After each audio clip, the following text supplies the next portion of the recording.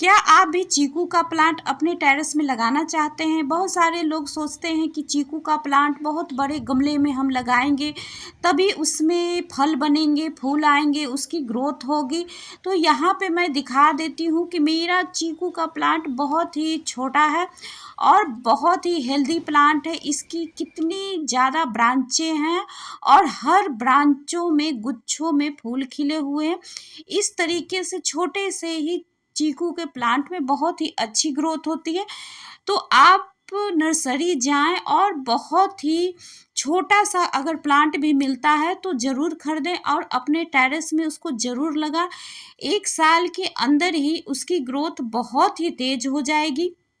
चीकू का प्लांट शुरुआत में बहुत ही धीरे ग्रोथ करता है, लेकिन जब उसकी ग्रोथ होनी शुरू हो जाती है तो बहुत ही तेज़ी से अपनी नई ब्रांचों को निकालता है और बहुत तेज़ी से हर ब्रांचों को तेज़ी से फैलाता है। तो यहाँ पे देखिए मेरे चीकू के प्लांट की हाइट ज़्यादा नहीं है और यह मैंने ग्राफ्टेड नर्सरी से ही ख़रीदा था। तो इस तरीके के प्लांट आप छोटे से ही लाएं और बहुत ही आसानी से हार्डी प्लांट होता है चीकू का प्लांट, बहुत ही आसानी से चलते रहता है, बहुत ही कम मेंटेनेंस में। और यहाँ पे देखिए मैं आज अपने चीकू के प्लांट में फंगीसाइड का स्प्रे करने वाली हूँ। तो इस तरीके से बारिश के मौसम में इस तरीके के देखिए फंगस लग जाते हैं। मैं नज़दीक से दिखाने की कोशिश कर रही हूँ कि चींटियाँ हैं और मिट्टी है और देखिए यहाँ पे फंगस लगे हुए हैं। तो जितने भी फूल हैं वो आगे चलकर झड़ जाएंगे। तो अगर आपके भी चीकू के प्लांट के साथ ऐसा कुछ हो रहा है तो आप पूरा वीडियो ज़रूर देखें और इस तरीके के फंगीसाइड बनाकर अपने चीकू के प्लांट पे जब स्प्रे कर देंगे तो मैं रिजल्ट भी दिखाऊंगी कि स्प्रे करने के कुछ ही मिनटों के बाद कितनी अच्छी रिजल्ट मिलती है। तो यहाँ पे देखिए जब आप अपने पौधे को चेक करते रहें, अगर चींटियाँ नज़र आती हैं तो इस तरीके के फंगस ज़रूर आपके प्लांट में नज़र आएंगे और धीरे धीरे कर कर बहुत सारे जितने भी फूल हैं झड़ जाते हैं। तो जैसे ही बरसात शुरू होता है पौधे में बहुत ही नमी हो जाती है, मिट्टी हमेशा गीली रहती है, जिसके वजह से बहुत ही ज़्यादा मात्रा में बारिश के मौसम में हमारे जितने भी पौधे हैं उस पर फंगस लगने शुरू हो जाते हैं। क्योंकि लगातार बारिश होते रहती है, कई कई दिनों तक बारिश होने की वजह से धूप नहीं निकलती है तो पौधे बहुत ही अच्छी तरह से खाना नहीं बनाते हैं। तो पौधा भी धीरे धीरे कमज़ोर होता चला जाता है और फंगस भी बहुत ही ज़्यादा मात्रा में लग जाता है।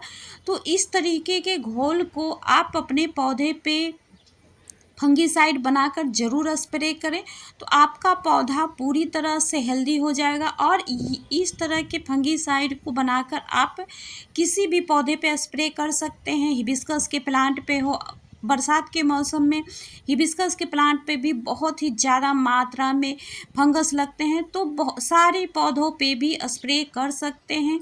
होममेड फंगीसाइड है, ज़्यादा कुछ हमें महंगी फंगीसाइड खरीदने की भी ज़रूरत नहीं होती है।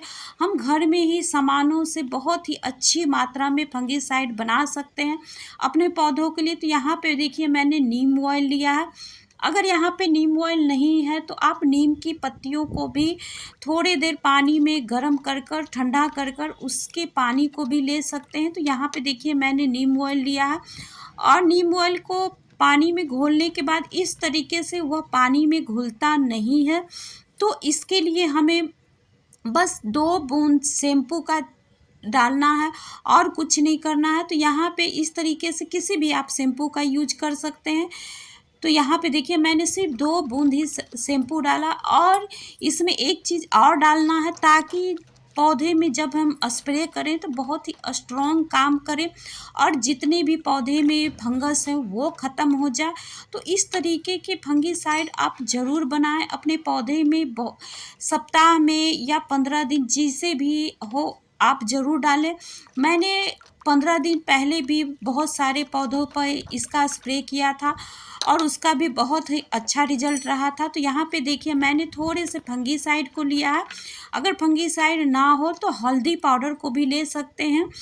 हल्दी पाउडर अगर आप पानी में घोल रहे हैं तो उसको कपड़े से ज़रूर छान लें, नहीं तो स्प्रे बोतल में आसानी से नहीं ऊपर चढ़ता है और हमारा स्प्रे बोतल जाम हो जाता। तो इस बात का ज़रूर ध्यान रखें। तो मैंने सभी चीज़ों को अच्छी तरीके से मिलाकर देखिए स्प्रे बोतल में भर दिया है। और जब इस तरीके से देखिए हर ब्रांच पे मैंने स्प्रे किया है बहुत ही अच्छी मात्रा में, तो देखिए बहुत ही अच्छी तरह से हमें स्प्रे करना है हर ब्रांच को, तो उसका रिजल्ट भी हमें तुरंत ही मिलेगा।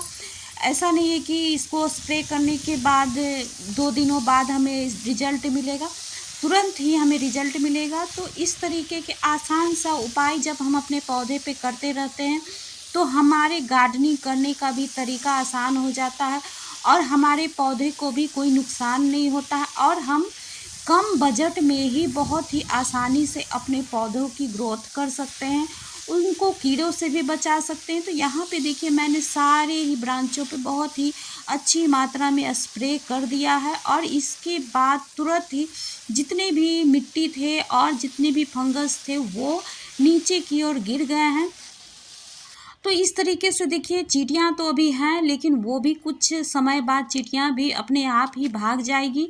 तो ये रहा रिजल्ट और इसको ज़रूर अपने पौधे पे महीने में या 15 दिन पे जैसे भी आपकी सुविधा हो ज़रूर बरसात के मौसम में स्प्रे करें। और बहुत ही आसान सा उपाय है, ज़्यादा इसमें मेहनत भी नहीं लगती है। जिनके पास समय कम रहता है उनके लिए बहुत ही आसान उपाय है। तो अपने पौधे के साथ ये काम ज़रूर करें और इसके बाद पौधे की ग्रोथ भी बहुत ही तेज़ी से बढ़ेगी।